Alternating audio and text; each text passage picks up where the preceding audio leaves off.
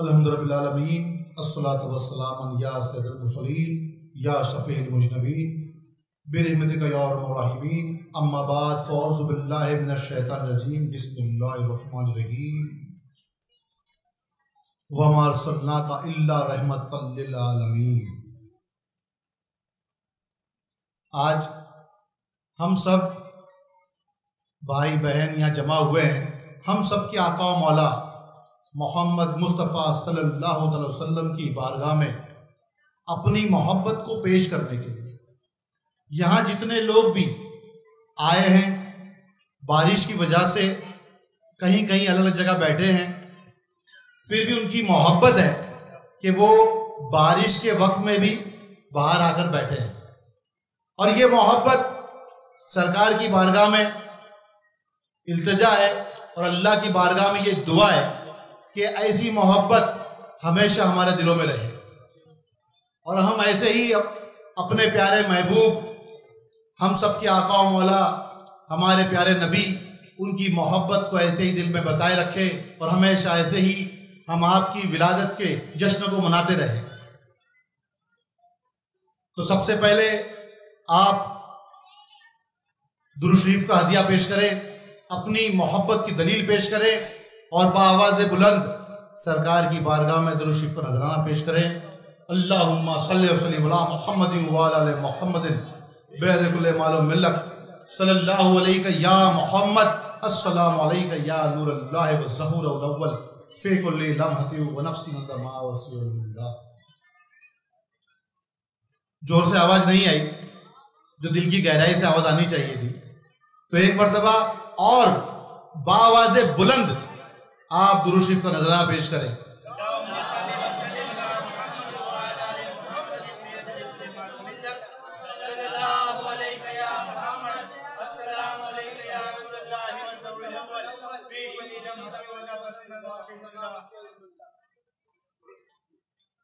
मैंने अपने बयान के आगाज में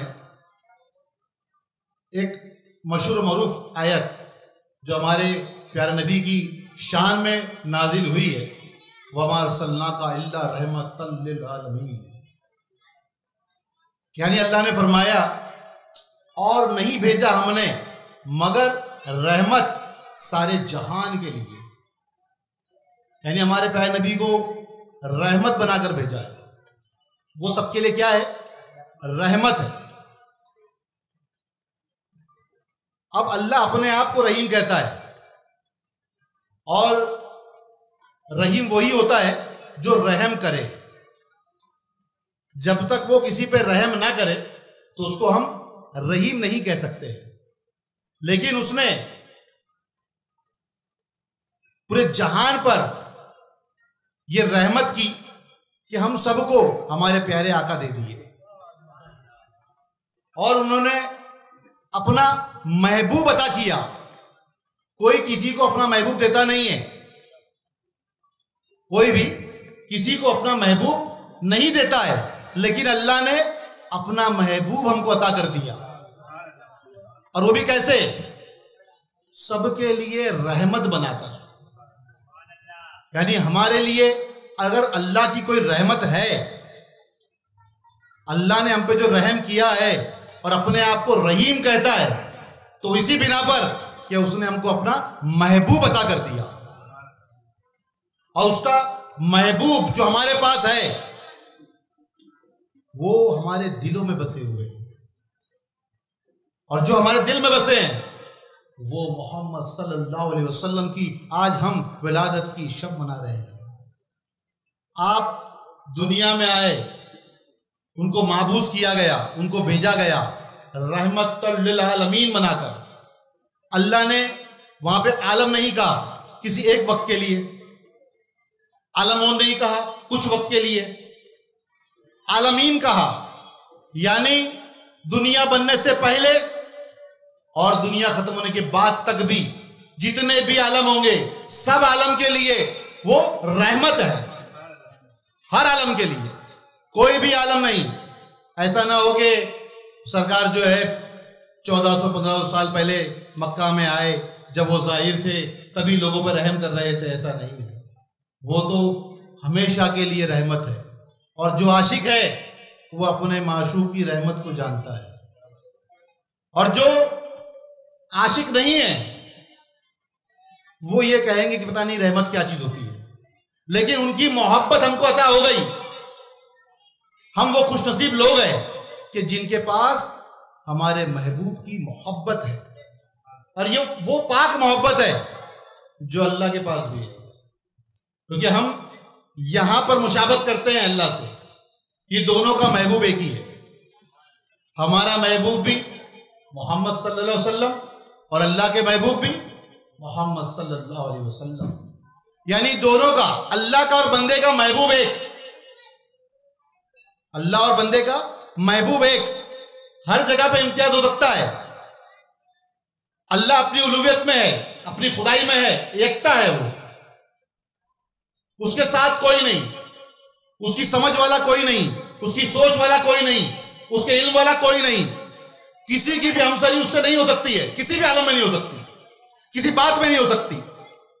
लेकिन एक बात है जहां बंदे की मुशाबत अपने मौला से हो रही है, क्योंकि दोनों का महबूब एक है, दोनों का महबूब अलग अलग नहीं है, दोनों का महबूब एक। अब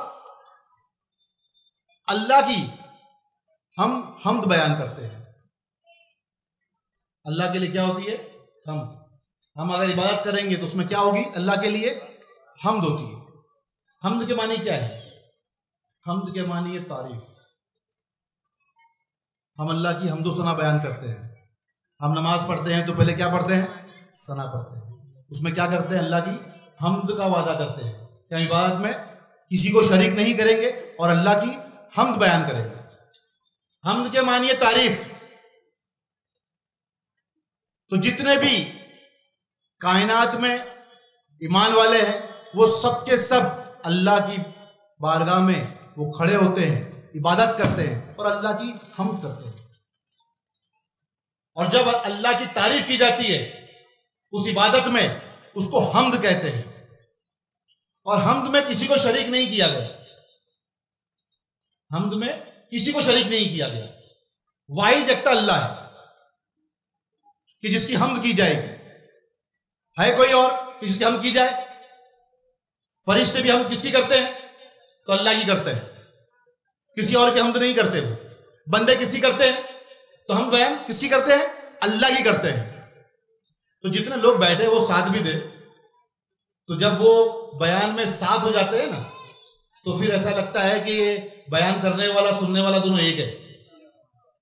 लेकिन अगर लोग सुन रहे हैं और उनको समझ में आए, अच्छी लगे बात, तो जरूर बजरूर उस पर गौर भी करे और उसके लिए जरूर दुरूद शरीफ का हदिया भी पेश करे। क्योंकि सबसे बड़ा नजराना हमारे लिए क्या है? तो दुरूद शरीफ का नजराना है, उससे बड़ी कोई चीज नहीं। तो हम्द किसके लिए है? अल्लाह के लिए, और किसी के लिए नहीं। अब हम्द जब होती है, तारीफ होती है अल्लाह की, और एक होती है नात, जो बच्चे पढ़ते हैं, बड़े पढ़ते हैं, हम भी पढ़ते हैं, तुम भी पढ़ते हो। यानी कोई नज़म में पढ़ता है, कोई नसर में पढ़ता है, नहीं रवानी में बोलता है। नबी की तारीफ करना जो है उसको कहते हैं नात। वहां इम्तियाज किया गया, हमने इम्तियाज रखा कि अल्लाह के लिए हम्द होगी और नबी के लिए नात शरीफ होगी। यानी उनकी तारीफ करना ही नात है।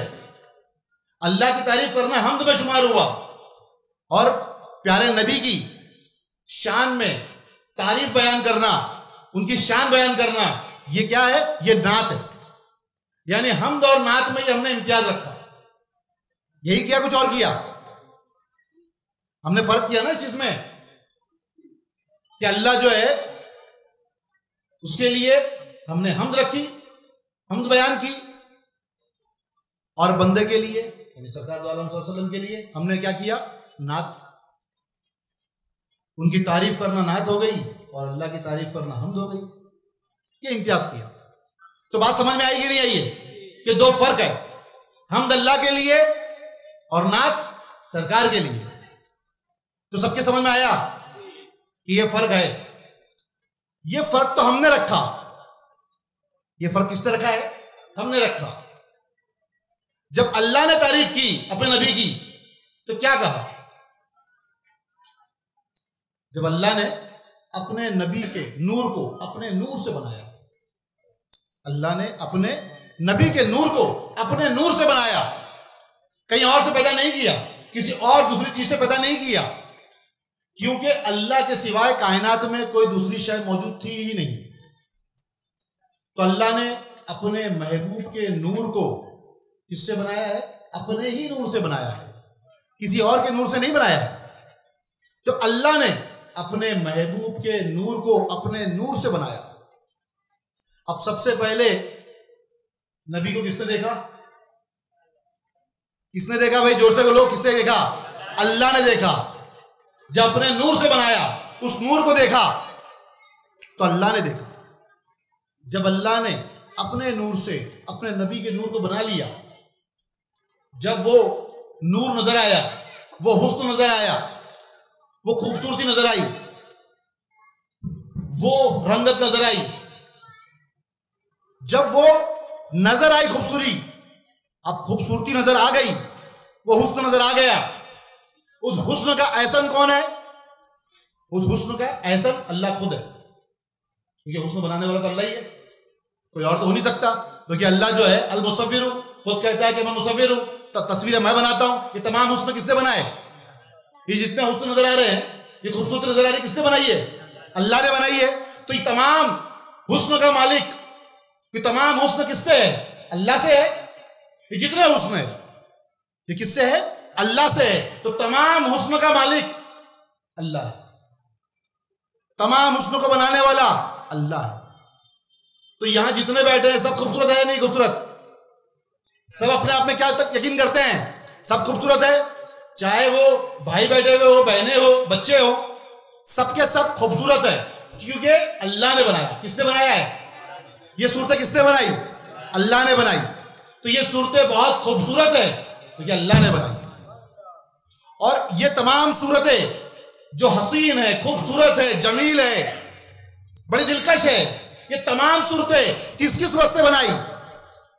ये तमाम सूरतें किसकी सूरत से बनाई? क्योंकि मोहम्मद सल्लल्लाहु अलैहि वसल्लम के हुस्न का एहसान जो है वो अल्लाह है।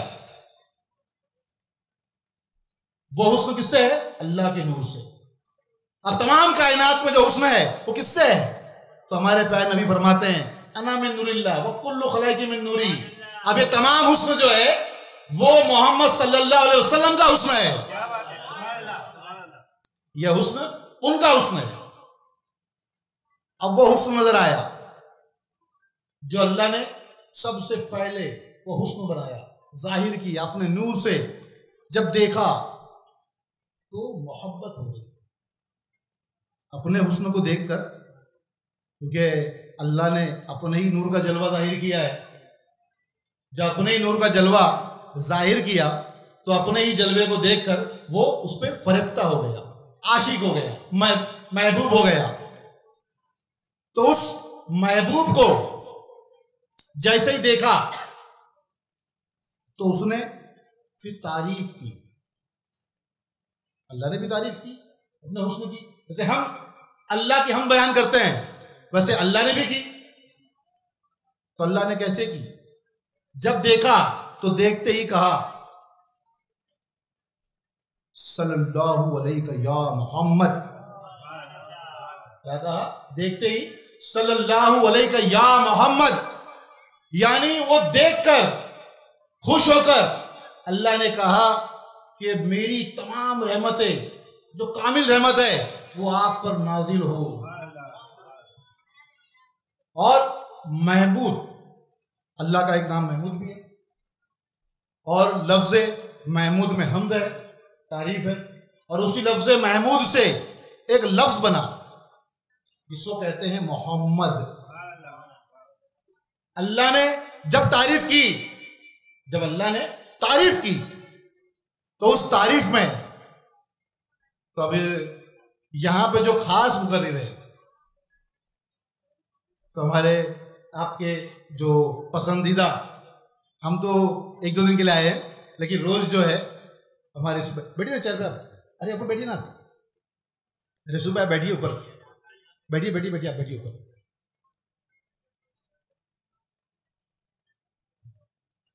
है तो ये मिंबर रसूल, लेकिन इस मिंबर रसूल की क़यादत जो है वो करते रहे यूसुफ है, और हमको एक आध 2 दिन के लिए बुलाया गया है। और यहाँ हम हमेशा इसलिए आते हैं क्योंकि ज़िंदगी का पहला बयान यही किया हमने, इसलिए हम यहाँ पहुँच जाते हैं, बुलाते हैं तो चलो ठीक है हम आएंगे, क्योंकि यहीं से शुरुआत हुई हमारे बयान की। और यहाँ जो लोग हैं जो सुनने वाले, वो वाकई में बहुत ही अच्छे हैं, बड़ी मोहब्बत से सुनते हैं।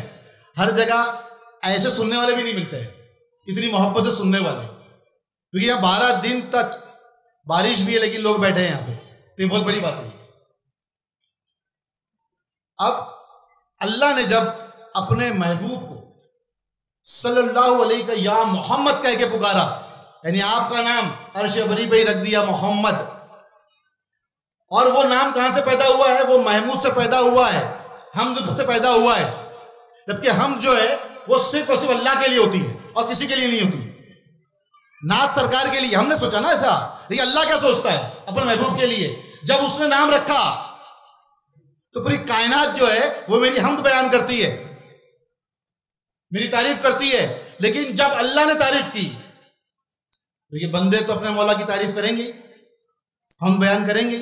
तमाम फरिश्ते कर रहे हैं, तमाम जिन्नो इंसान कर रहे हैं, तमाम दुनिया की शय जितनी भी है वो सब के सब तारीफ कर रही है।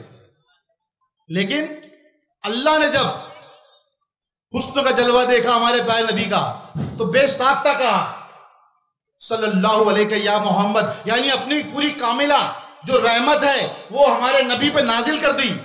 और आपकी ऐसा नाम आपने रखा, आपका इसमें ऐसा रखा जो नाम लेते ही तारीफ हो जाती है, क्योंकि उस नाम के मानी ही तारीफ है कि जिसकी तारीफ की गई हो और तारीफ की गई हो। हमद के माने तारीफ, हमद के मानी क्या है? तारीफ। और अल्लाह ने किसकी तारीफ की?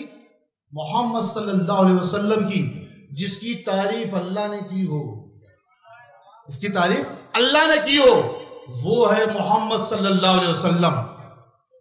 हम अल्लाह की तारीफ करते हैं, हम बंदे हैं, फरिश्ते हैं, वो तारीफ करते हैं, चरिंद परिंद करते हैं, जिन्हों इंसान करते हैं, हर कोई अल्लाह की तारीफ करता है।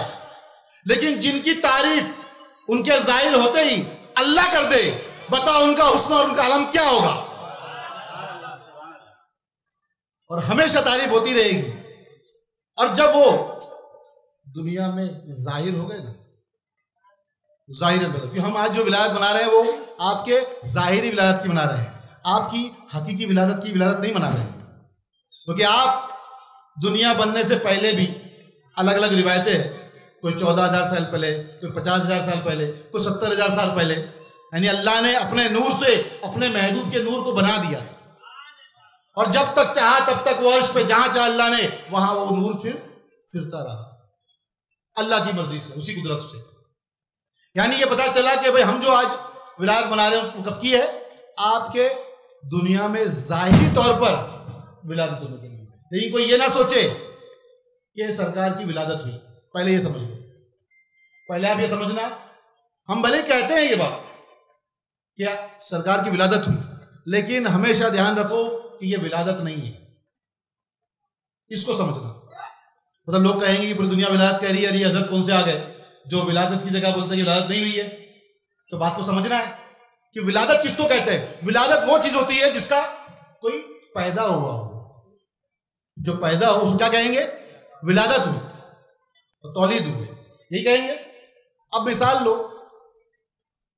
अगर सुबह के वक्त में सूरज जब निकलता है तो हम क्या कहते हैं? पैदा हुआ या ज़हूर हुआ? क्या होता है? पैदा तो होता नहीं, तो बना हुआ है, वो तो गुरूब होता है और ज़हूर होता है, वो पैदा नहीं होता, वो पहले से मौजूद होता है। जो पहले से मौजूद हो उसकी विलादत नहीं होती, वो सिर्फ जाहिर होता है, वो पैदा नहीं होता, वो तो पहले से मौजूद है, दुनिया बनने से ही पहले मौजूद। यानी ना ये आसमान था, ना ये जमीन थी, ना ये चांद, ना सूरज, ना ये सितारे, ना जन्नत, ना दोजख, ना इंसान, ना जिन्नात, ना चरीन, ना परीन, ना सजर, ना हजर, कुछ मौजूद नहीं था। उस वक्त भी वो थे, क्योंकि अव्वलु मा खलक अल्लाहु नूरी, अल्लाह ने पहले जो चीज के पैदा की वो मेरा नूर था। जब कुछ नहीं था तब भी मेरा नूर था, तो वो तो नूर था ना, तो पैदा कैसे होगा?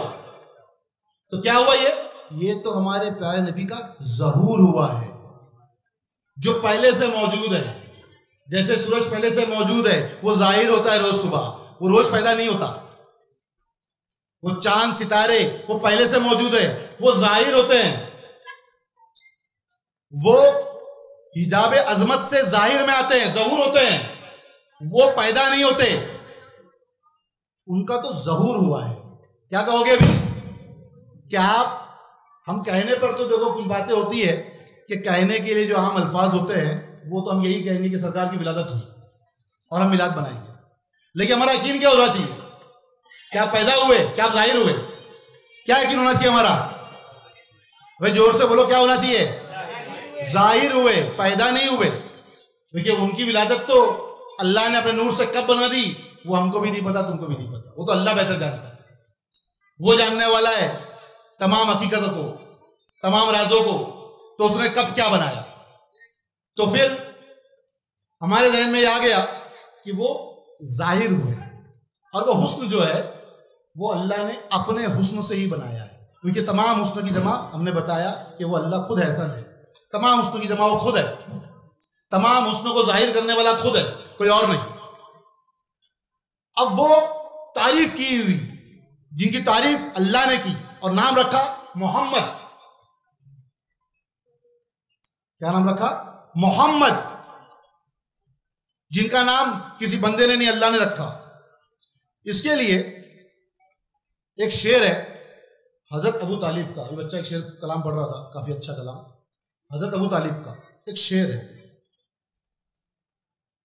जो आप जब हमारे प्यारे महबूब को तकते, देखते, टुकटुकी मारकर उनके हुस्न को जाते देखते रहते, जैसे उनसे बहुत मोहब्बत करते हैं, देखते तो देखते देखते आप कहते, क्योंकि आप बहुत बड़े शायर थे अपने दौर के, जो हजरत अबू तालिब है वो बहुत बड़े शायर थे, आपके बहुत शेर है, तो आप ये शेर गुनगुनाते हैं, वशक्क लहू मिनिस्मिही लियुजल्लहू फजुल अर्शी महमूदू वहाजा मोहम्मद।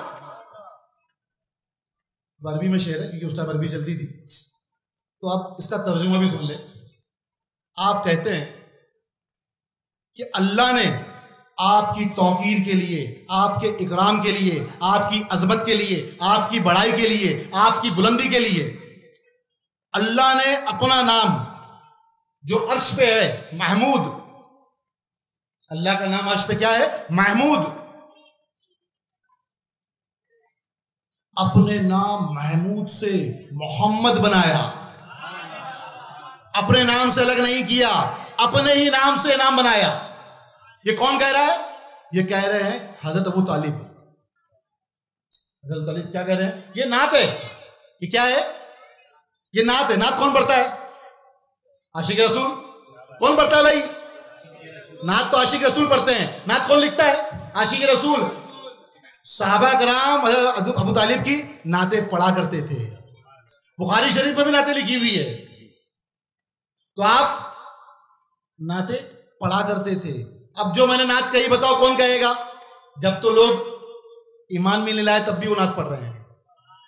उनका मशहूर मारूफ किस्सा भी है, लोगों ने सुना भी होगा, कि जब हमारे प्यारे आका छोटे थे, उस वक्त कहत साली यानी सूखे का मौसम आया, जानवर मर रहे हैं, बारिश नहीं हो रही है, अनाज खत्म हो रहा है। उस वक्त में हज़रत अबू तालिब के पास वहां के लोग गए और ये कहकर दुआ कराने के लिए, क्योंकि हज़रत अबू तालिब से पहले आपके वालिद हज़रत अबू मुतल्लिब वो काबे की देखभाल करते थे, वहां बड़े वो थे, सरदार वो थे। उनके बाद में जिम्मेदारी किसके पास थी? हज़रत अबू तालिब के पास थी। काबे की जिम्मेदारी, उसकी देखरेख हर चीज उनके पास थी। तो उनके पास गए और उनसे कहा कि आप दुआ करें ताकि बारिश हो, लोग मर रहे हैं, सूखे का आलम है, जानवर मर रहे हैं। अब जिसे लोगों का सोचना ख्याल है, कई लोगों का इस पे इख्तलाफ है। इख्तलाफ वाली बातों पे हमेशा ये ध्यान रखना चाहिए कि इख्तलाफ है, ठोस दलील नहीं है, ठोस दलील नहीं, ये इख्तलाफ है। कोई भी कहेगा तो वो उसका अपना नजरिया होगा। लेकिन यहां मैं जब जो बात कहूंगा वो ये बुखारी शरीफ में लिखी हुई हदीस बता रहा हूं मैं। ये जब लोग बुखारी शरीफ की हदीस कोट करेंगे आपके कुफ्र के लिए, कभी मौका मिला तो सिर्फ और सिर्फ ईमान अबू तालिब पे बयान करूंगा मैं कि जो कहा जाता है तो वो कैसे उसकी तो खारिज किया जाए, जो बातें उनमें आती। लेकिन ये हम छोटी सी बात अभी करते हैं क्योंकि यहाँ पे उस चीज को बयान करने का वक्त नहीं है। तो जब कहा गया तो वहां तो आप सब जानते हैं कि बुत थे, लात, मन्नार, वज्जा, सब बुत परस्ती थी, बुत थे उस वक्त वहां पे। क्योंकि सरकार तो अभी छोटे हैं, अभी नबूवत का ऐलान नहीं किया है, अभी आपकी कमसनी का आलम है, इन्हें 8-9 बरस का आलम, वो आलम में है वो। जब लोगों ने कहा तो हज़रत अबू तालिब को क्या करना चाहिए? जब अगर बुत परस्त है वो तो क्या करना चाहिए? अगर वो बुत परस्त है तो किसी ना किसी बुत को उठाना चाहिए, उस बुत को उठाते और लेके जाते और फिर उसके वसीले से दुआ करते। लेकिन ऐसा उन्होंने नहीं किया। उन्होंने अपने भतीजे हम सब के आका मोहम्मद सल्लल्लाहु अलैहि वसल्लम को उठाया, अपनी गोद में लिया और काबे के पास गए, वहां चौखट पे खड़े हुए और वहां खड़े होकर उनके वसीले से दुआ की।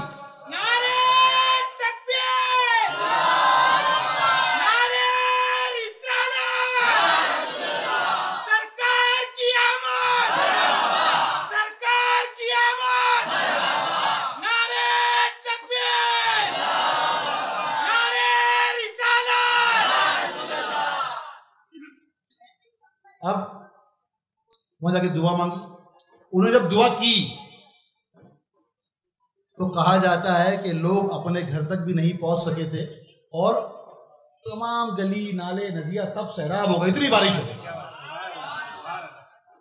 जब कोई नहीं जानता था कि मोहम्मद सल्लल्लाहु अलैहि वसल्लम नबी है, कि उन्होंने ऐलान किया ही नहीं है, कोई जानता ही नहीं है, बचपन का आलम है, लेकिन हज़रत अबू तालिब जानते हैं कि नबी है, वरना उनका वसीला कैसे मांगते हैं। और वहां पर इस बात पर बुखारी शरीफ में ये शेर लिखा हुआ है जिसका तर्जुमा ये है कि गोरी शक्ल वाले नात है ना, तारीफ तो कौन नात पढ़ रहा है? यानी जब उम्मत नात पढ़ेगी तब पढ़ेगी, जब पढ़ेगी तब पढ़ेगी, जब नबूवत का ऐलान होगा तब पढ़ेगी, तब आशिक बनेंगे तब पढ़ेंगे। अभी तो उन्होंने नबूवत का ऐलान किया ही नहीं है, उससे पहले ही वो क्या कर रहे हैं? नात पढ़ रहे हैं। ये गोरी रंगत वाले चेहरे के कुर्बान जिनके वसीले से दुआ मांगी जाती है और अल्लाह रहमत बरसाते चला जाता है। यहां पे समझ में आया कि अगर हज़रत अबू तालिब को लोग काफिर कहते हैं या ईमान वाला नहीं मानते या कुछ भी उन पे इख्तिलाफ है उनका, तो इसकी वजह क्या है? पूछने वाले ने पूछा कि भाई क्या वजह है इसकी, क्यों कहते हैं उनको ऐसा? जब जो दुश्मनाने मोहम्मद सल्लल्लाहु अलैहि वसल्लम थे वो ईमान वाले हो सकते हैं जिन्हों के पास, जिन्होंने उनको पाला, जिनके बगैर हमारे सरकार नहीं रह सकते थे, वो कैसे काफिर हो सकते हैं? क्योंकि सरकार की उम्र की पैदा होने से पहले ही आप सब जानते हैं कुछ महीना पहले आपके वालिद ग्रामी का विसाल हो गया, और जब आप 6 बरस के थे तब आपकी अम्मी का भी विसाल हो गया। आपके वालिद ग्रामी के विसाल के बाद आपके दादा हज़रत अबू मुतल्लिब, उन पे जिम्मेदारी थी, वो संभाल रहे थे और वो भी सरदार थे।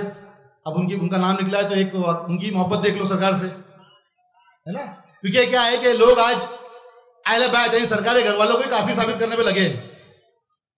और मैं जो अब ये बयान करूंगा ये ज्यादातर जो बातें अहले बैत के लिए ये कही हुई है 9वीं हिजरी सदी के मुजद्दिद अब्दुल रहमान जामी रहमतुल्लाह अलैह। ये वाकया किस में लिखा? उनकी किताब में लिखा हुआ है। उन्होंने हजरत अबू तालिब लिखा है, उन्होंने खाली अबू तालिब बिन मुतल्लिब नहीं लिखा है, उन्होंने क्या लिखा है? हजरत अबू तालिब लिखा है, हजरत अबू मुतल्लिब लिखा है। यानी उन्होंने हमारे सरकार के दादा को इज्जत दी है, उनके चाचा को भी इज्जत से पुकारा है, काफिर कह के नहीं पुकारा है, और उन्होंने उनकी मोहब्बतें बयान की है शवाहिद नबूवत किताब में। उन्होंने उनकी मोहब्बतें बयान की है। तो हज़रत अबू मुतल्लिब जब उन पे जिम्मेदारी आ गई, जब आपकी वालिदा का विसाल हो गया, तो आपका बड़ा रसूख था, आप बहुत बड़े सरदार थे, आपकी बहुत बहुत अजमत थी, इज्जत थी, लोगों में बड़े सरदार माने जाते थे। हज़रत अबू मुतल्लिब काबे के साये में एक फर्श बनाया गया उनके, एक अच्छा बैठने के लिए उनके लिए फर्श बनाया गया, और वो फर्श बेहतरीन बनाकर उसकी निगहबानी के लिए एक शख्स को खड़ा भी किया जाता था कि उनके अलावा कोई बैठने ना पाए, उनके अलावा कोई बैठ नहीं सकता उस जगह पे।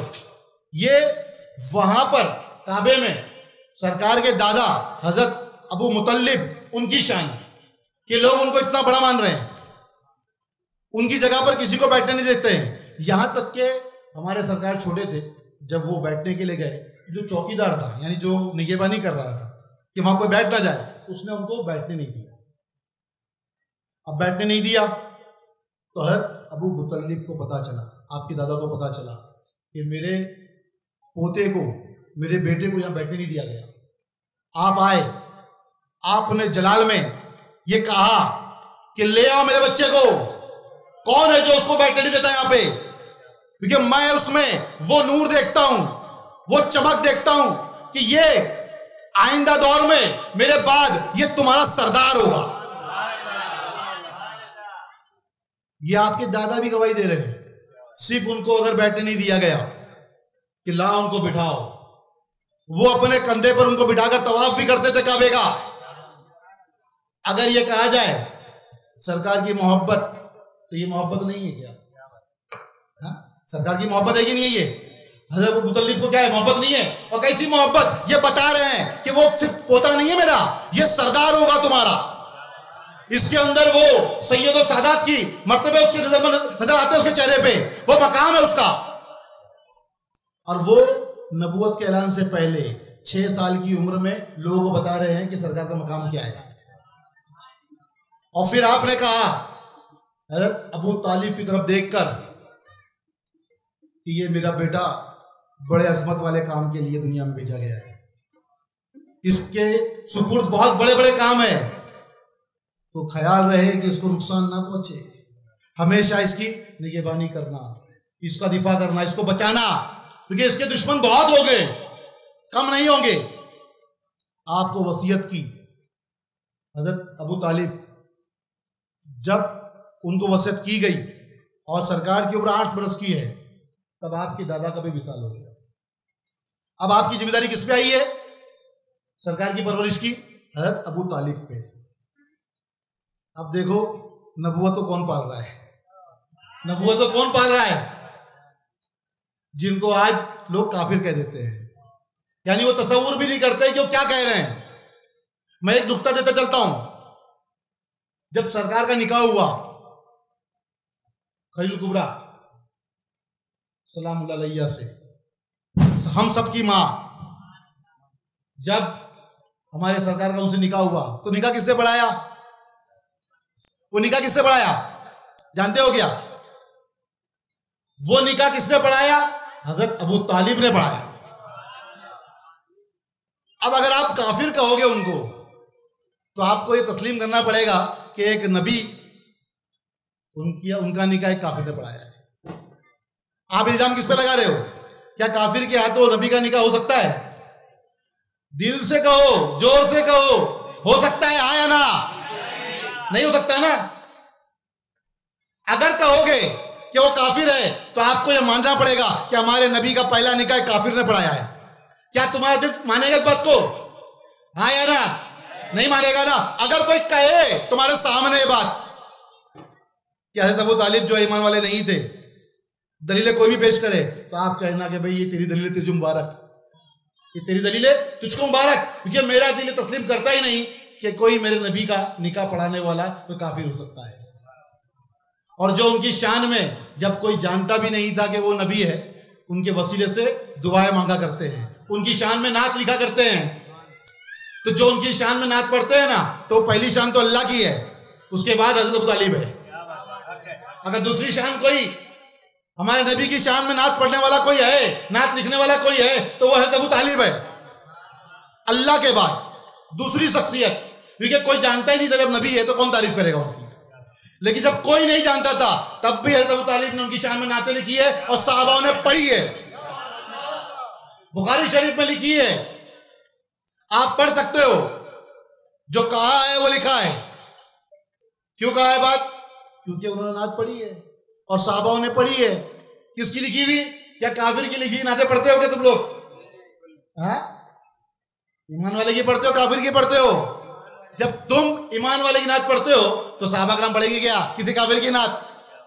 तो सहाबाओं का यकीन है कहता अबू तालिब ईमान वाले हैं, तभी तो उनकी लिखी हुई नातें पढ़ रहे हैं वो।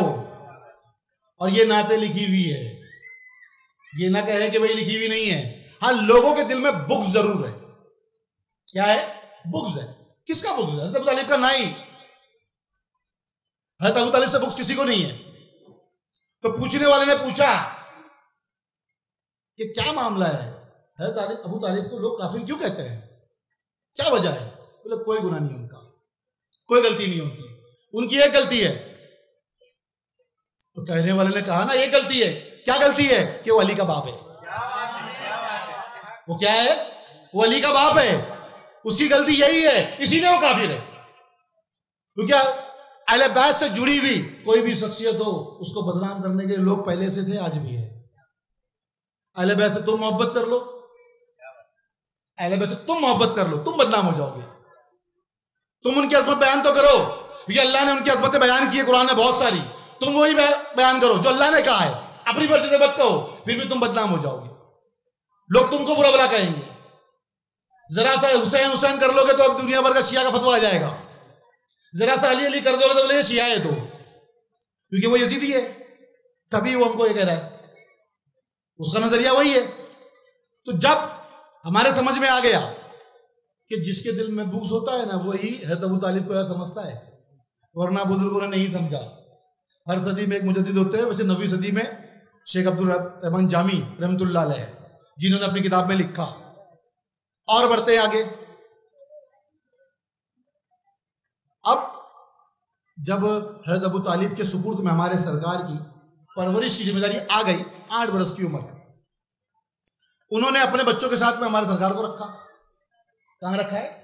अपने बच्चों के साथ। तो आप फरमाते हैं कि अगर हमारे बच्चे और हम अकेले खा लेना तो कभी भी खाना पूरा नहीं पड़ता था, कम पड़ जाता था, यानी हम भूखे रह जाते थे, हम सैराब नहीं होते थे। लेकिन अगर हमने हमारे नबी को पहले खिला दिया ना तो हमारे सबके पेट सैराब होंगे, हमको कम नहीं पड़ेगा। अगर हमने पहले उनको दूध पिलाया तो पूरा घर दूध पिएगा तो भी बचेगा, लेकिन अगर किसी ने पहले पी लिया तो फिर नहीं बचेगा। तो आप फरमाते हैं कि ऐ मेरे बेटे, ऐ मेरे भतीजे, ऐ मोहम्मद, ये जो मेरे घर में खुशी है, जो मेरा पूरा घर सैराब होता है, सब सिकम शेर होके पेट भर के खाना खाते हैं, ये सब तेरी बरकत है, तेरी वजह से बरकत है मेरे घर के अंदर। ये कौन कह रहा है? हज़रत अबू तालिब कह रहे हैं। ये हज़रत अबू तालिब कह रहे हैं। और जब उनकी उम्र 8 साल की है, जब तो कोई जानता नहीं वो नबी है, कि बात वो चल रही है जहां पर ये कहा जाए कि आज तो हम सब तारीफ करते हैं, हम सब उनकी बरकत जानते हैं कि उनके पायनत का सदका क्या है।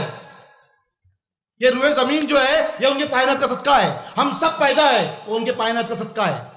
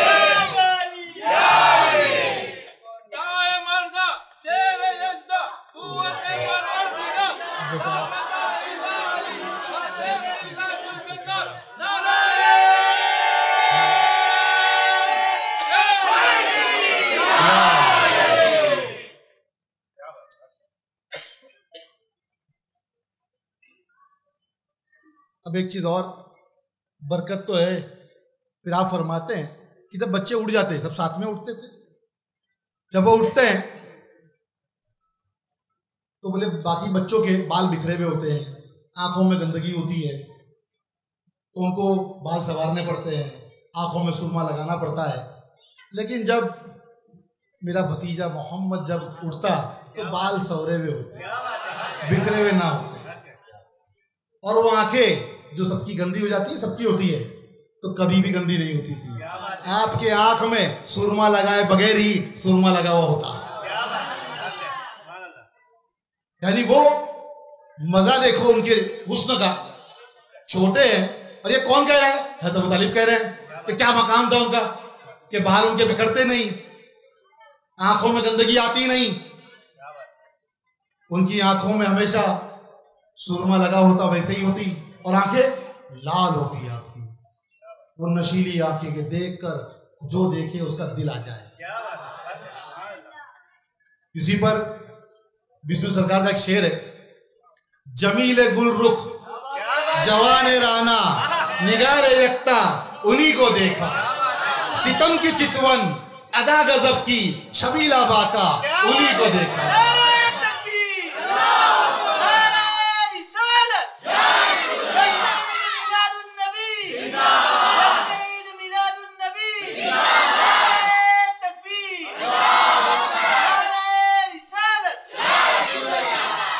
जमीले गुल रुख जवाने राना निगारे यक्ता तुम्ही को देखा, सितम की चितवन अदा गजब की छबीला बाका उन्हीं को देखा। बसिद्क ज़रबे इकला से हमने नफी अस्मा जो करके देखा, जिसे भी देखा जहां भी देखा उन्हीं ने देखा, उन्हीं को देखा। जबान लाऊं कहां से ऐसी, जबान लाऊं कहां से ऐसी करे जो तारीफ है हुस्न खूबी, जबान लाऊं कहां से ऐसी करे जो तारीफ है हुस्न खूबी। हंसी बहुत से नजर से गुजरे वले के उनसा उन्हीं को देखा।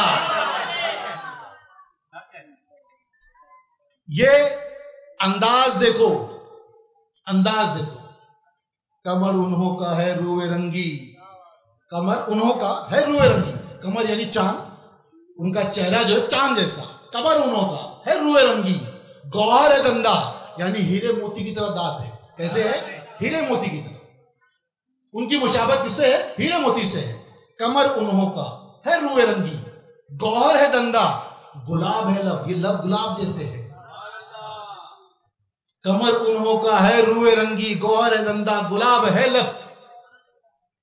मसीहा पूरे यानी ईसा अलैहिस्सलाम जो है वो कुम्मी भी इज़्निल्लाह से मुर्दे जिंदा करते थे। किससे करते थे? कुम्मी भी इज़्निल्लाह से, अल्लाह के हुक्म से उठ जा तो मुर्दे उठ जाते थे। और हमारे नबी का नाम क्या है? मसीहा पूरे, बगैर कुम के, कुम्मी भी इज़्निल्लाह नहीं, बगैर कुम के जिलाते मुर्दा उन्हीं को देखा। ये जितने मुर्दा दिल किसने जिंदा किए? ये सारे मुर्दा दिल उन्होंने ही जिंदा किए। कभी ये अशवा, कभी ये गमजा, कभी जफाए, कभी मोहब्बत, कभी अशवा, कभी ये गमजा, कभी जफाए, कभी मोहब्बत, गरज के बिस्मिल के दिल को हर हर तरालुबाता उन्हीं को देखा। यहां पर सरकार का चेहरा नजर आ गया कि आप उठे, बचपन का आलम है, बाल सवरे हुए हैं, आंखों में सुरमा लगा हुआ है और आंखों में वो लाली है, आपका बचपन का याद। उसके बाद एक और सरकार की मोहब्बत हज़रत अबू तालिब से बयान करता हूं मैं। अब तक बयान की क्या की गई कि हज़रत अबू तालिब की मोहब्बत सरकार से। अब सरकार कैसे मोहब्बत करते हैं उनसे वो भी देखते हैं। जब हमारे प्यारे नबी की उम्र 12 साल की थी, जब हमारे प्यारे नबी की उम्र 12 साल की थी, तो हज़रत अबू तालिब को मुल्के शाम जाना पड़ रहा था किसी काम की वजह से। तो आपने अपने घर वालों से कहा कि मैं मुल्के शाम जाने वाला हूं। तो हमारे सरकार ने जब सुना ये बात तो आप गमगीन हो गए। आपने पूछा क्या है मेरे चाचा, आप मुझको किसके भरोसे छोड़ के जा रहे हैं यहां पे? देखिए जो मेरे हवारी थे, मेरी मुझसे मोहब्बत करने वाले थे, मेरा ख्याल रखने वाले थे, वो सब तो दुनिया से जा चुके हैं। तो मुझे यहां किसके भरोसे छोड़ के जा रहे हो? तो हज़रत अबू तालिब को दिल में रहम आया और उनको गलती का एहसास हुआ कि मैं मेरे भतीजों को किसके भरोसे छोड़ के जाऊं जो मेरे सपुर्द किया गया है। तो हज़रत अबू तालिब ने कहा कि खुदा की कसम मैं तुझको अकेला कभी नहीं छोड़ूंगा, कभी तुझको अकेला नहीं छोड़ूंगा। ऐसा किया भी।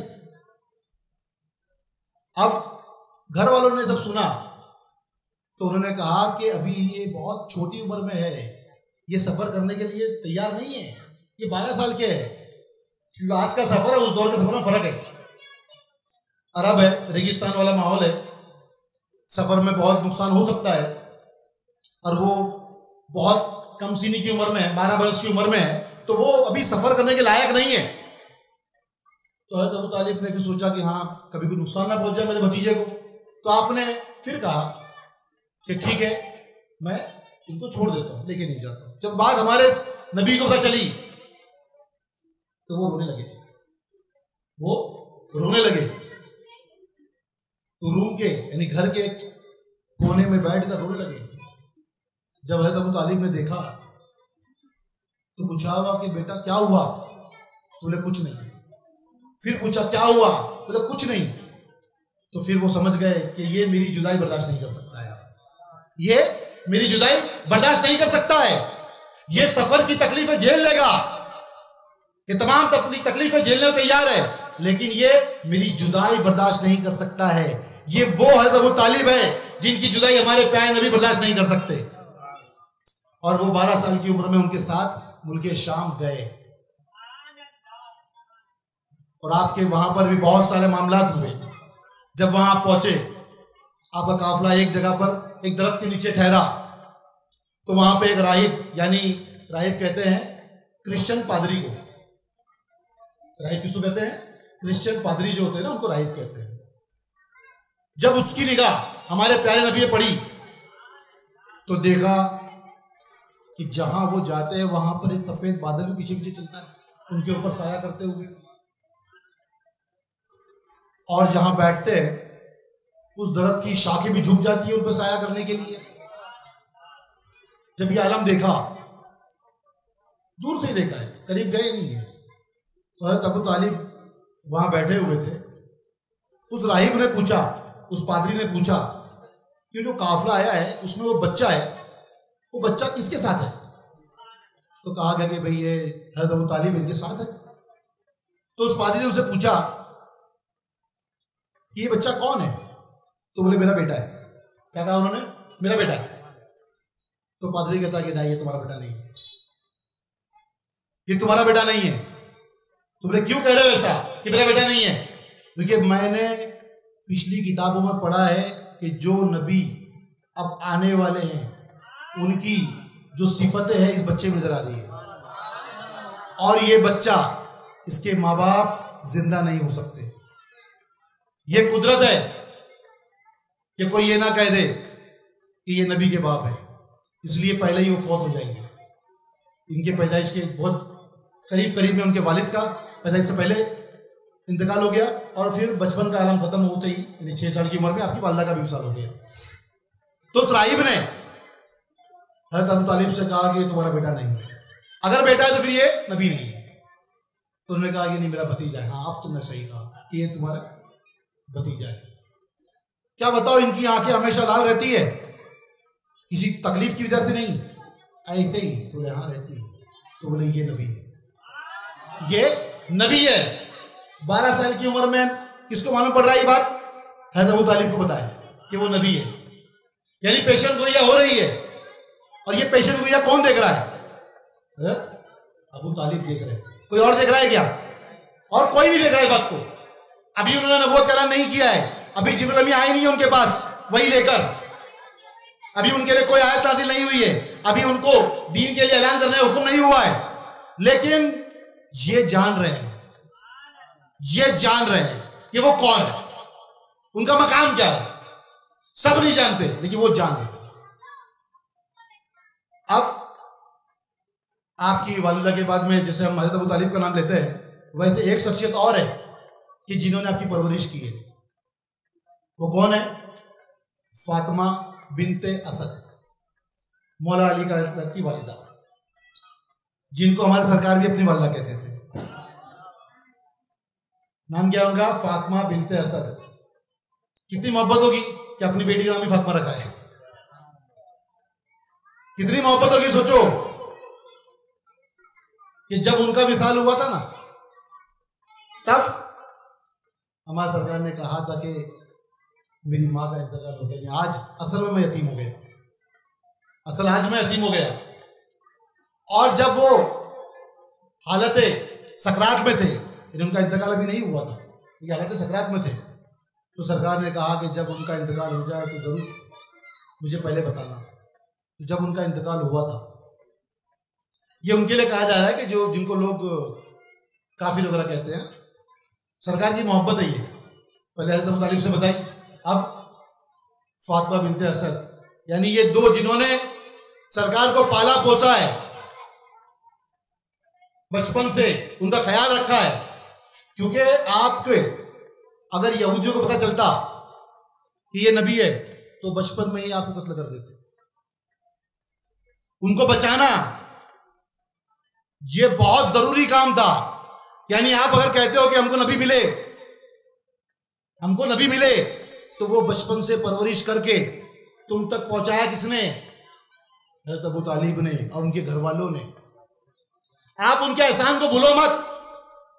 ये पूरी उम्मत पे उनका एहसान है कि उन्होंने हमारे नबी को पाला है।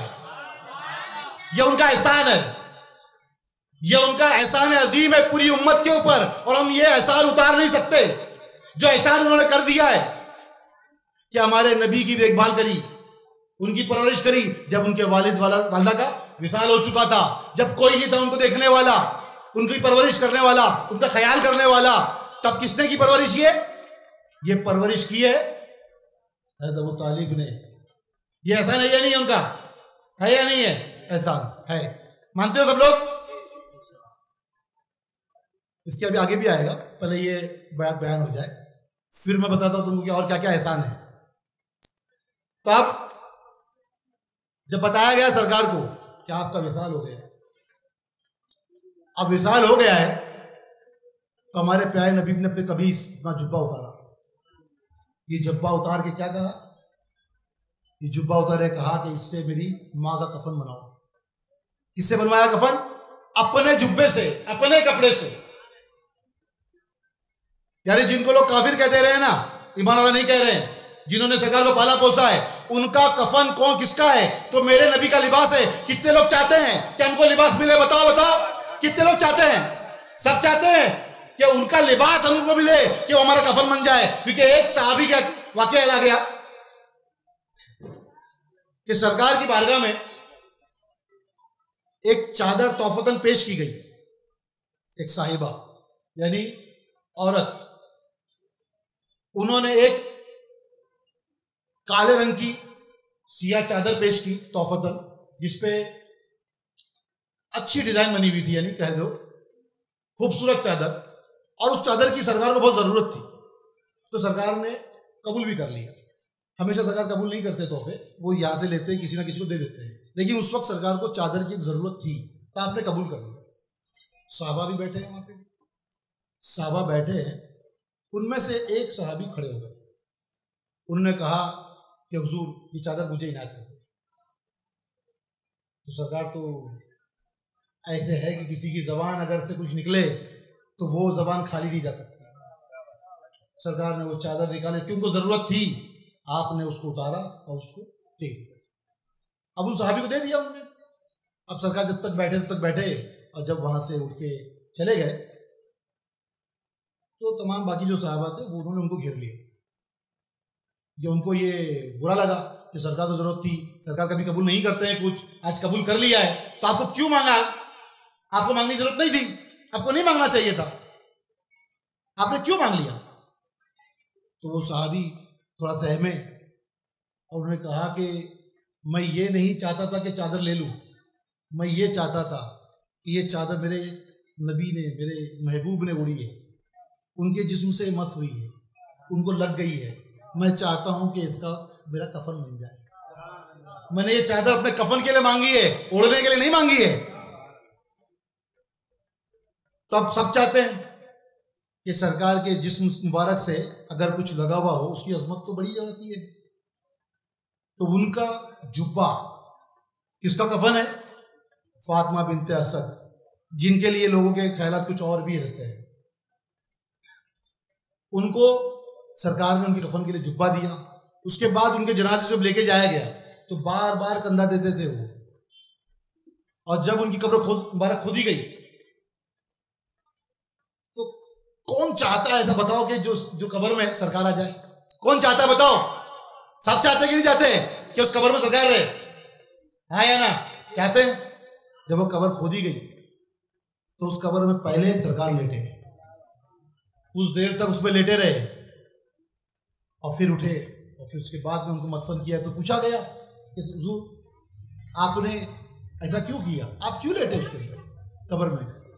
तो ये कब्र पर लेटा अच्छा लगता है क्या किसी को? कोई भी देखेगा तो उसको लगेगा ना कि ये कब्र में क्यों लेट गए, नहीं लेटना चाहिए। सरकार क्यों लेट गए?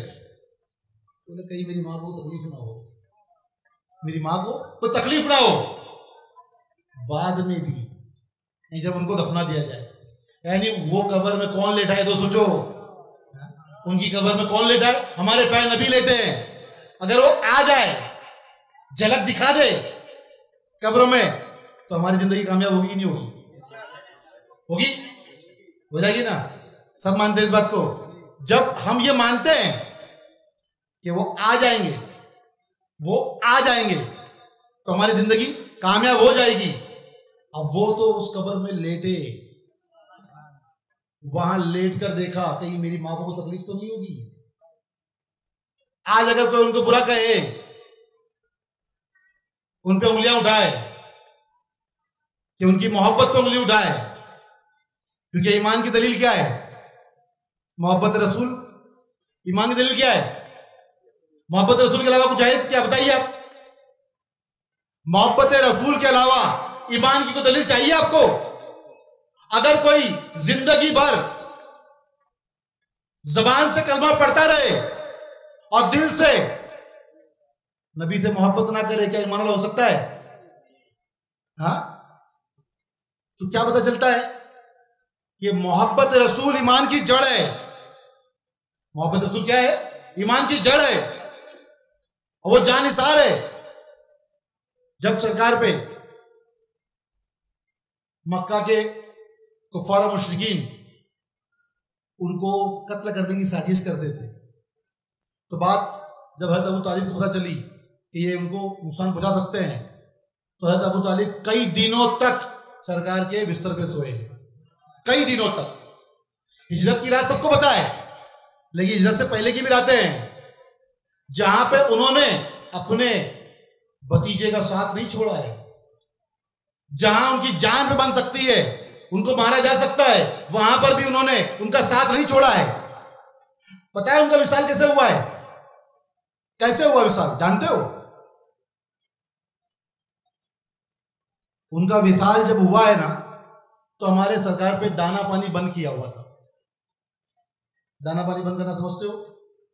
आज के दौर में क्या है कि बहुत बड़ी मुंबई है, बहुत बड़े बड़े शहर है, तो आपका दाना पानी बंद नहीं हो सकता। यहां से कोई खाना नहीं देगा तो कहीं और से ले लोगे, यहां से अनाज नहीं मिला कहीं और से ले लोगे, यानी आप कहीं ना कहीं कारोबार कर लोगे। दाना पानी बंद करने का मतलब होता है ना आपको कोई खाने की चीज मिलेगी, ना कोई आपसे कोई रिश्तेदारी रखेगा, ना कोई रिलेशन रखेगा, ना कोई चीज आप किसी से खरीद सकते हो, ना किसी को बेच सकते हो। दाना पानी बंद। तो आपको मक्का शहर छोड़ के बाजू में जंगल में रहना पड़ा था 6 महीने का। हज़रत अबू तालिब तो ज़ईफ़ी का आलम था उनका। अगर वो हमारे सरकार का साथ छोड़ देते, उनका साथ छोड़ देते कि भाई तू जो कर रहा है कर, मैं नहीं मानता इस बात को, तेरे दिन को मैं नहीं मानता, अगर वो ऐसा ख्याल रहता उनका कि तेरे दिन को मैं नहीं मानता, मेरा दिन अलग है, मैं बुतों को मानता हूं, अगर उनका ऐसा ईमान होता तो वो क्या कहते हैं? दाना पानी इन पे बंद हुआ है, मुझ पे नहीं, क्योंकि मैं तो उनके साथ हुई नहीं, यही कहते। लेकिन उन्होंने उनके साथ जंगल में गए, वो यहां नहीं रहे, वो कहां गए? वो साथ में जंगल में गए। वहां पे अगर घास पका के हमारे नबी ने खाई तो उन्होंने भी वही खाई। ज़ईफ़ी का आलम है। और वो जैसे हम ये चाहते हैं ना कि हमेशा जानते हैं कि हमारे नबी क्या करते हैं, हमेशा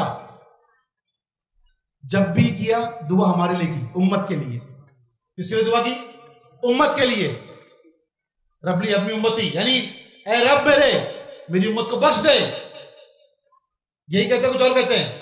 हम मोहब्बत करते हैं ना कि हमारे नबी हमसे बहुत मोहब्बत करते हैं। वो हमेशा उन्होंने हमारी बख्शिश चाहिए। वो जानते हैं हम बहुत गुनहगार है, खताकार है ना, यही चाह। ये मोहब्बत है ना हमारे नबी की हमसे, कि नहीं है? हम यही कहते हैं, कुछ और कहते हैं?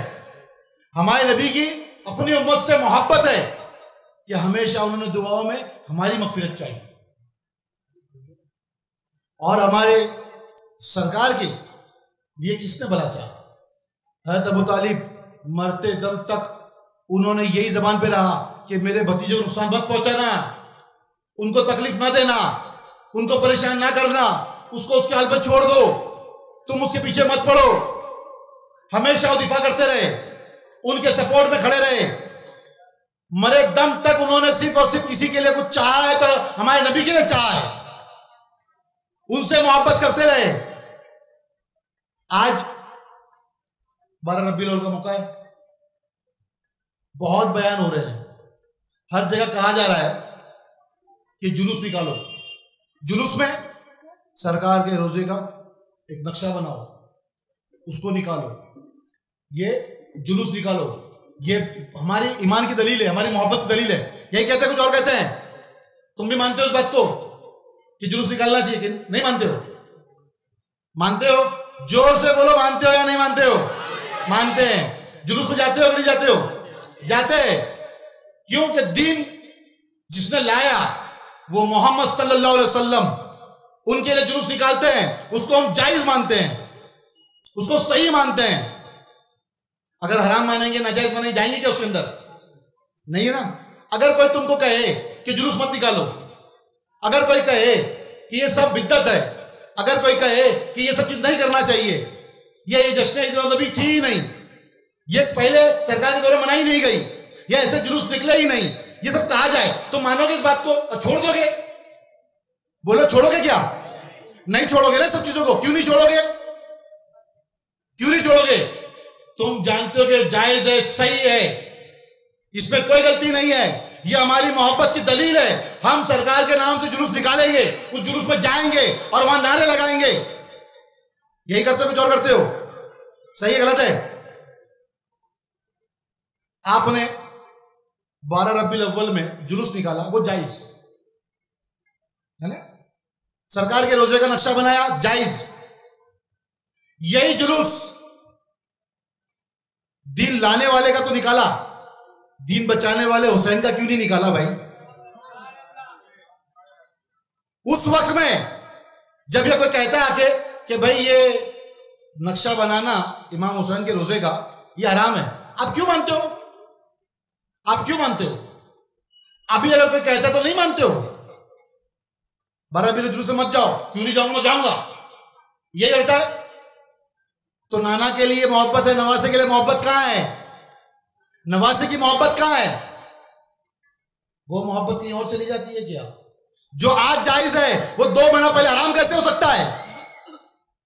जो आलिम 2 महीना पहले कह रहा है कि ताजिया निकालना हराम है, इमाम हुसैन के रोजे को लेकर चलना हराम है, वो अब कल जुलूस में 4 दिन बाद आप देखोगे सबके सब लाइन में होंगे, वही सारे आलिम होंगे। तो नाना के लिए जो जायज है वो नवासे के लिए हराम कैसे हो सकता है? पहले सोचो, हो सकता है क्या हराम? ये तो बुग़्ज़ अहले बैत है ना जो नजर आता है। सरकार को हम चाहते हैं तो क्या अहले बैत को नहीं चाहते? चाहते नहीं चाहते? ठीक है। पूरी कायनात में आपको हर किस्म के लोग मिलेंगे। हर किस्म के मिलना मतलब है आपको शेख मिलेंगे, मलिक मिलेंगे, है ना, ऐसे और भी बहुत सारे सरनेम होंगे, खान हो गए, कोई चौधरी होगा, कोई कुछ होगा, कोई कुछ होगा, कोई कुछ होगा, बहुत सारी सरनेम मिलेंगे।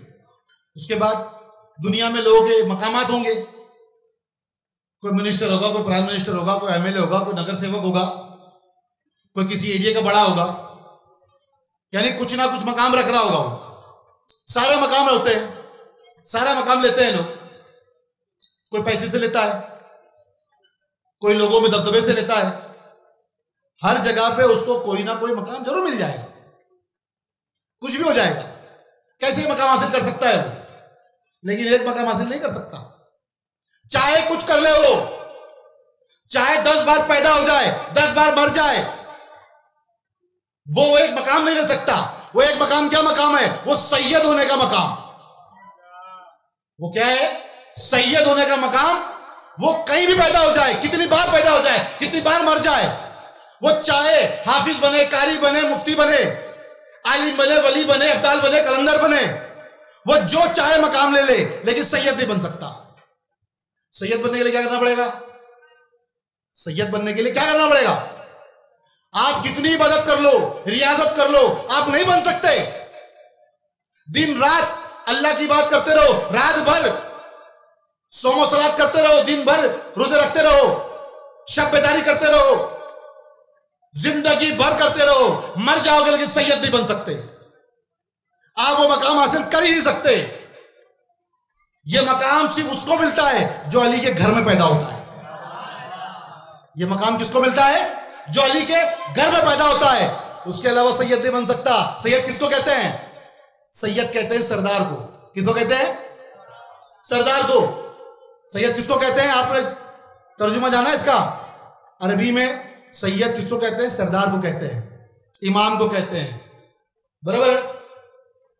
मानते हो कि नहीं मानते हो? सब मानते हो इस बात को कि भाई सैयद के माने सरदार होते हैं? सब मानते हैं 100%। तो अब बताओ, अली के घर में जो पैदा होता है सब सरदार होते हैं। ये उम्मत के सबके सब सरदार होते हैं। जो अली के घर में पैदा हुआ वो सरदार है। ये सरदारी उनको मां के पेट से मिल जाती है, बाप की पीठ से मिल जाती है। यानी जो अली का बेटा होगा, जो अली का लाल होगा, वही सैयद बन सकता है। उसके अलावा कोई सैयद नहीं बन सकता। और ये पूरी उम्मत के अंदर सबसे बड़ा मकाम किसी का है तो आज सैयदों का है। सैयद के मर्तबे के बराबर कोई हो सकता है क्या? बताओ, कोई हो सकता है? नहीं हो सकता। हम सब मानते हैं ना कि सैयद का मकाम बड़ा होता है। हमारे बुजुर्गों ने सैयदों का एहतराम करके बताया है। हमारे खुद बिस्मिल सरकार, उनका एक वाकया बड़ा मशहूर मारूफ है। जब आपका बहुत नाम था उस दौर में, एक जो हाथ से खींची जाती साइकिल होती है ना, पहले वो चलती थी, आज तो मोटर वाली चलती है। उस साइकिल में आप सवार हुए। अब वो सफर चल रहा है तो आपने उस रिक्शा वाले से पूछ लिया कि भाई आपका नाम क्या है। जब उस रिक्शा वाले ने अपना नाम बताया तो उस नाम में सैयद था, यानी वो सैयदजादे थे। वो सैयदजादे जैसे ही सुना तो बिस्मिल सरकार उतर गए, तुरंत उतरे। उतरते ही उन्होंने उन रिक्शे वाले का हाथ चूमा और उनको रिक्शे में बिठाया और ये कहा, जब वो विलायत के मकाम पे बैठे हुए हैं, बड़े अजीम मकाम पे बैठे, उस मकाम पे रह के वो सैयदजादे एक रिक्शा वाले उनको बिठाया और ये कहा कि अब ये तुम्हारा गुलाम, अब ये तुम्हारा गुलाम। वो अपनी विलायत को नहीं देख रहे हैं, अपने मर्तबे को नहीं देख रहे हैं, अपने मकाम को नहीं देख रहे हैं कि मैं बहुत बड़ा बुलंद हूं। यही काफी है कि ये अली का लाल है। यही काफी है कि ये अली का लाल है। अली के लाल जितने भी है हम उसके गुलाम हैं। ये हमारे बुजुर्गों ने सिखाया कि हम अली के जो भी लाल होगा, जहां भी होगा, भले लोगों को लगेगा भी आम रिक्शा वाला है, वो आम नहीं है, वो खास है, क्योंकि वो एक ऐसी मखसूस चीज रखता है कि आप कहीं से भी उसको ला नहीं सकते। किसी मकाम को, इस मकाम को कहीं से छीन नहीं सकते, किसी से जीत नहीं सकते, कहीं से कमा नहीं सकते। वो मकाम है सैयदी का मकाम। तो वो सैयदी का मकाम अली के घर में मिलता है, कहीं और नहीं मिलता। तो आपने उनको बिठाया और बिठाकर जहां तक चाहा वहां तक उस रिक्शा को खींचते रहे और कैसा गुलाम बनकर, ये कह के जब ये तुम्हारा गुलाम इस रिक्शे को खींचेगा आपको बिठाकर। यानी आपको ये ख्याल हुआ, अनजाने में हुआ है कि एक सैयद से खिदमत ले ली है। ये बुजुर्गों ने करके दिखाया, क्योंकि वो भी जानते हैं कि सैयद का मकाम ऐसे ही नहीं मिलता किसी को। कोई ऐसे हासिल नहीं कर सकता, कोई कैसे कमा नहीं सकता। ये तो वो इसी को मिल सकता है कि जो अली घर में पैदा होता है, वरना किसी को हासिल नहीं हो सकता। वक्त है, ये खत्म हो जाएगा।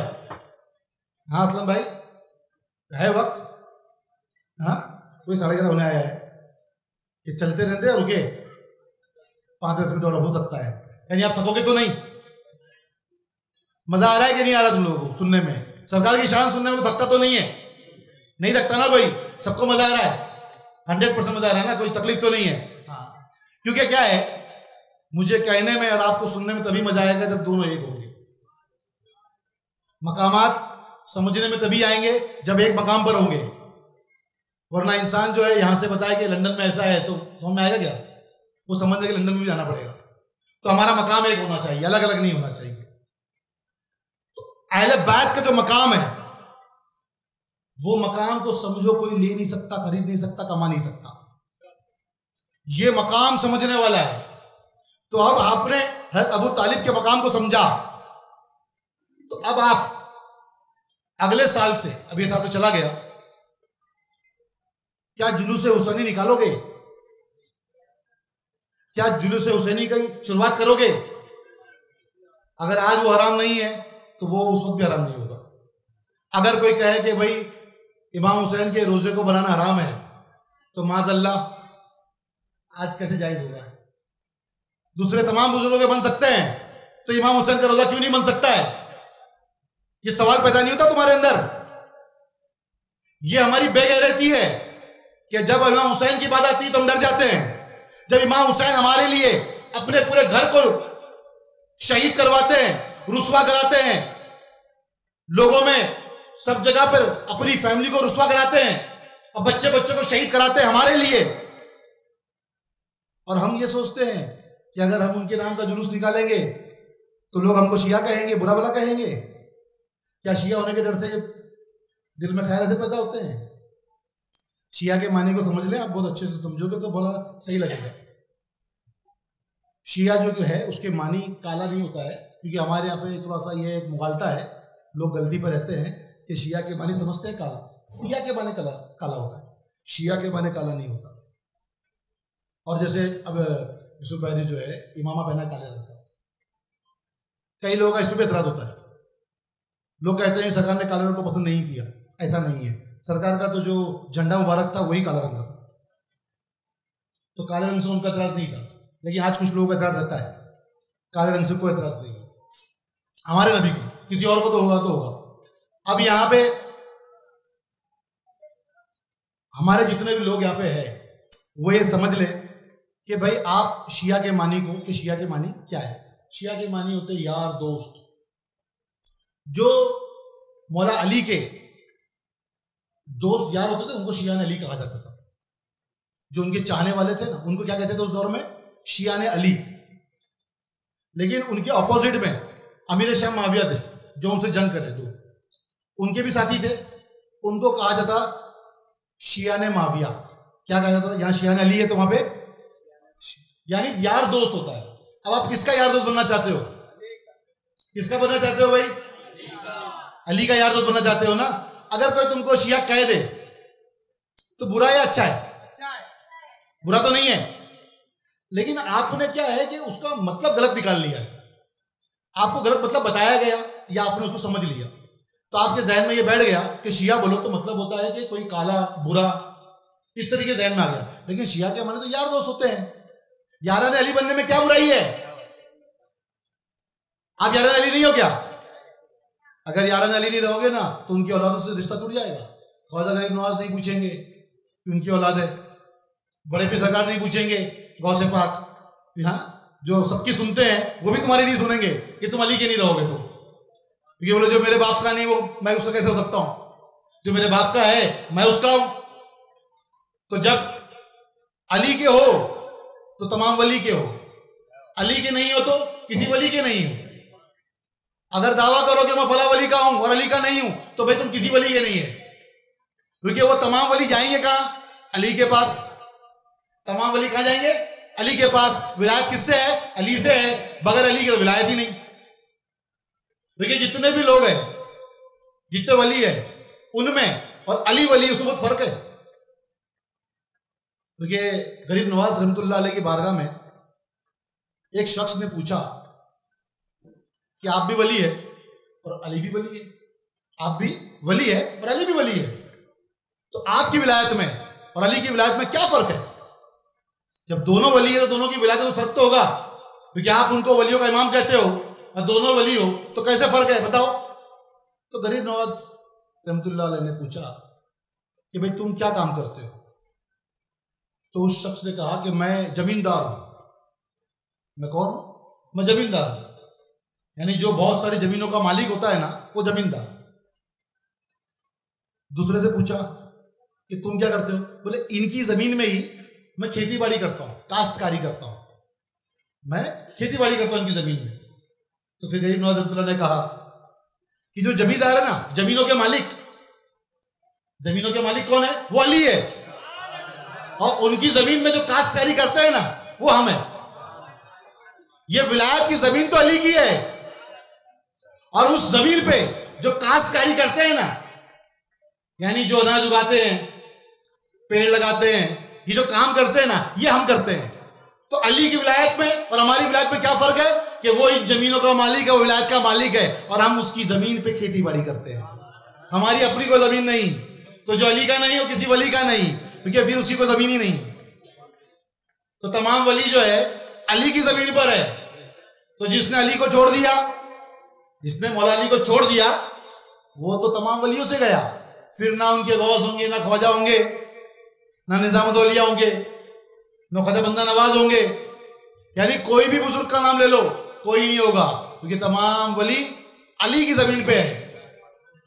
तो हमारे जितने भाई यहां बैठे हैं, वो आज उन्होंने ये सुना कि सरकार की विलादत के बाद, वैसे तो जाहिर हुए, ज़हूर हुआ है उनका, क्योंकि हमने पहले समझाया कि विलादत तो हम कहते हैं, लेकिन उनकी विलादत नहीं हुई, वो जाहिर हुए, उनका ज़हूर हुआ है।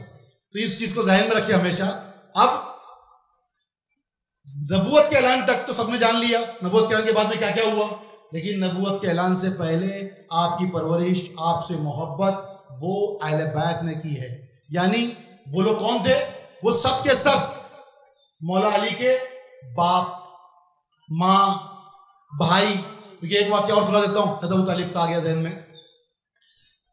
जब नबूवत के ऐलान सरकार कर चुके थे, उसके बाद सरकार और आपकी दाएं बाजू मौला अली कायनात दोनों नमाज पढ़ने पड़े।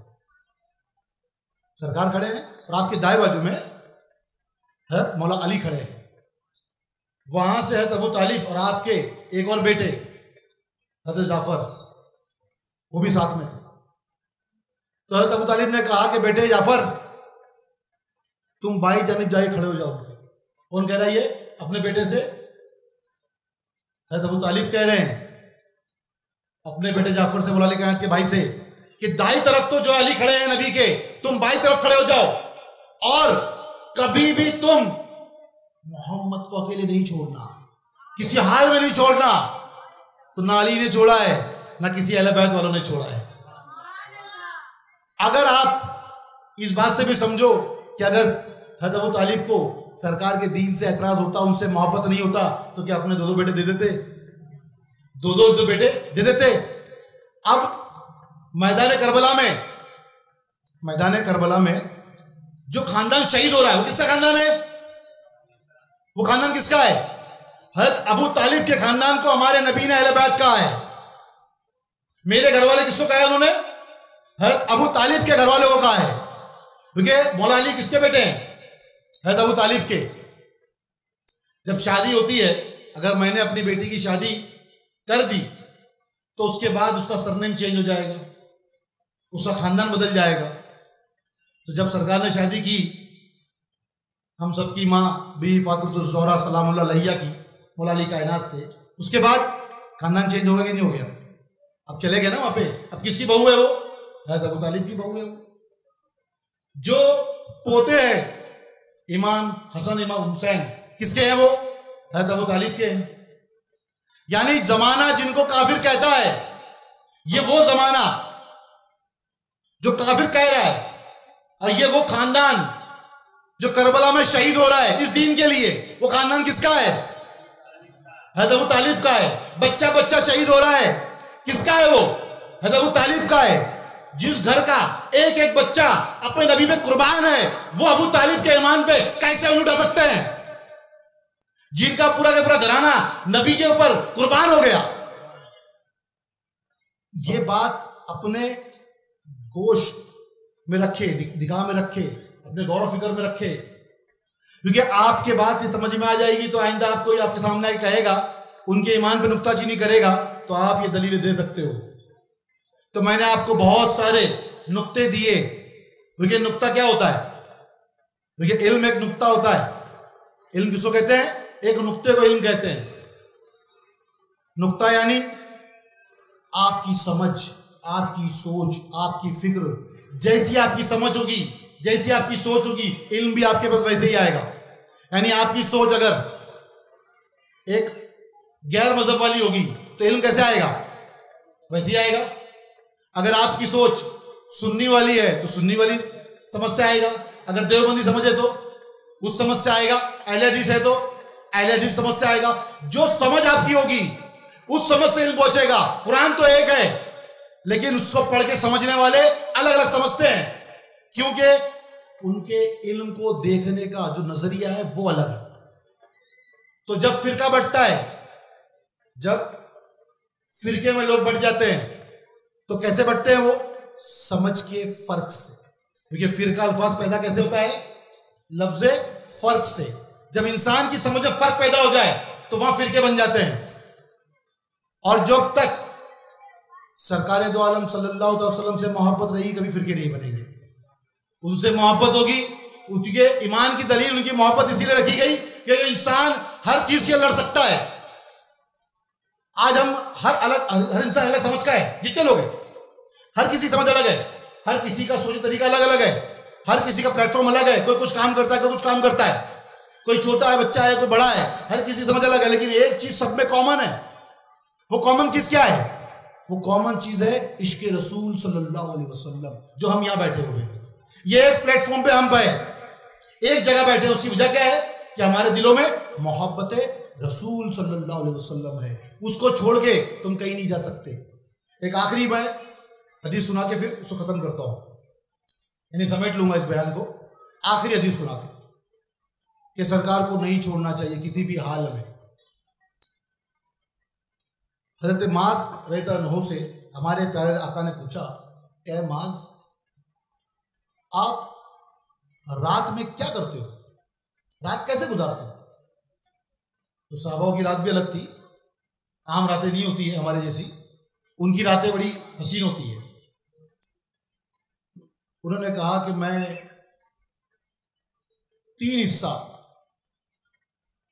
अल्लाह की इबादत करता हूं और एक हिस्सा जो है वो आप पर दुरूद पेश करता हूं। एक हिस्सा।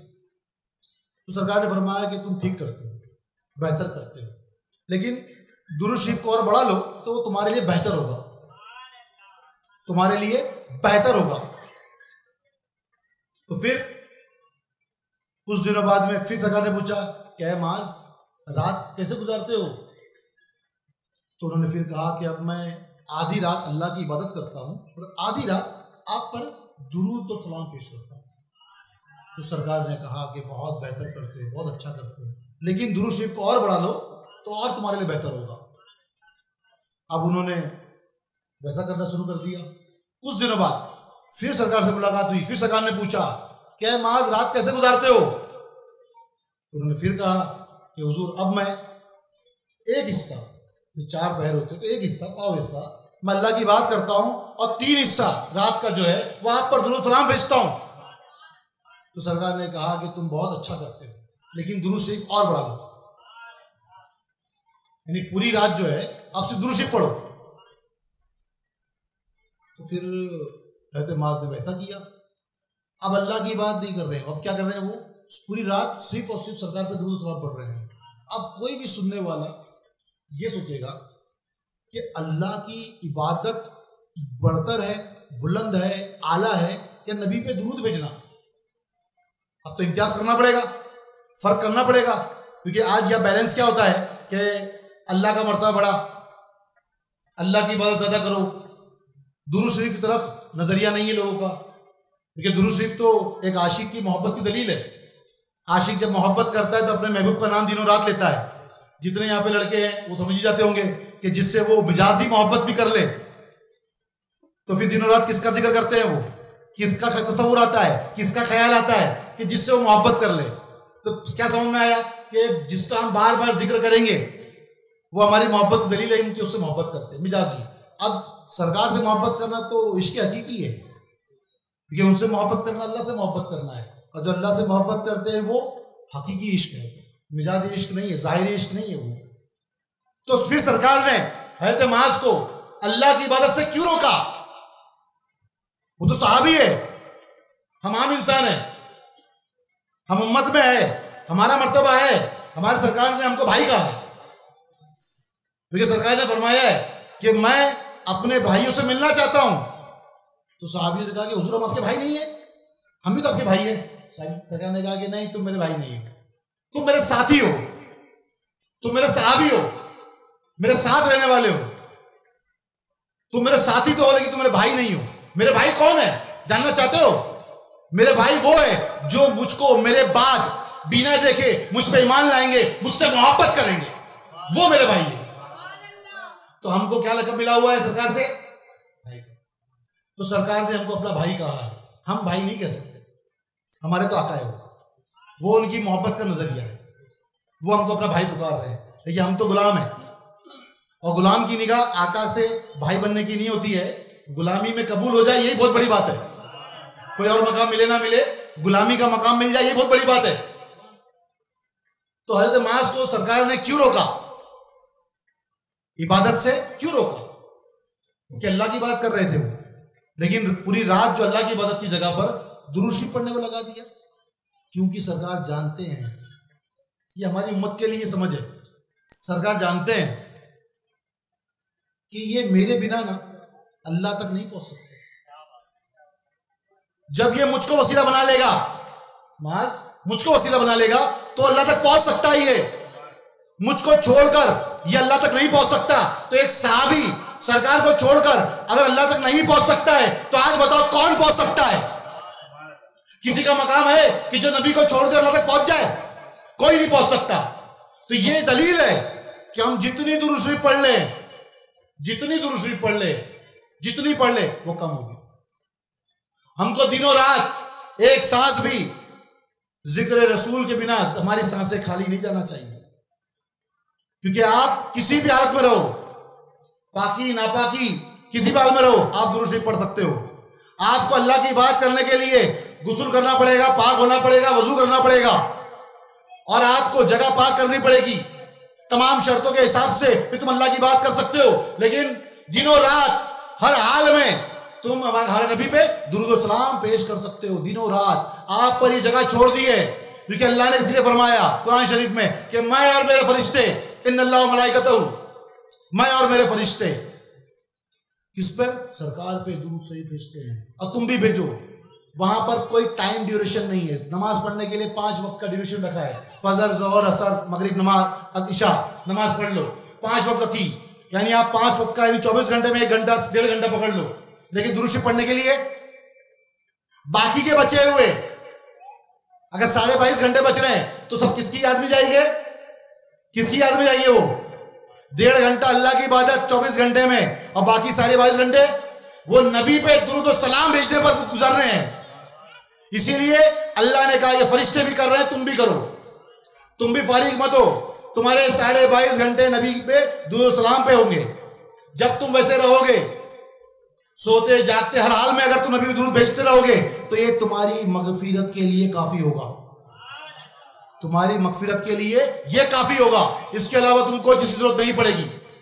तो मैं अपनी बात को यहीं पे खत्म करता हूं, और इस उम्मीद पर कि हमारे दिलों में अल्लाह ऐसे ही अपने नबी की मोहब्बत को हमेशा जिंदा और जाविद रखेगा, और हम ऐसे ही हर हाल में अपने नबी का जिक्र करते रहेंगे, अहले बैत का जिक्र करते रहेंगे, सहाबा कराम का जिक्र करते रहेंगे, और अपने नबी पे दुरूद सलाम पेश करते रहेंगे। वाह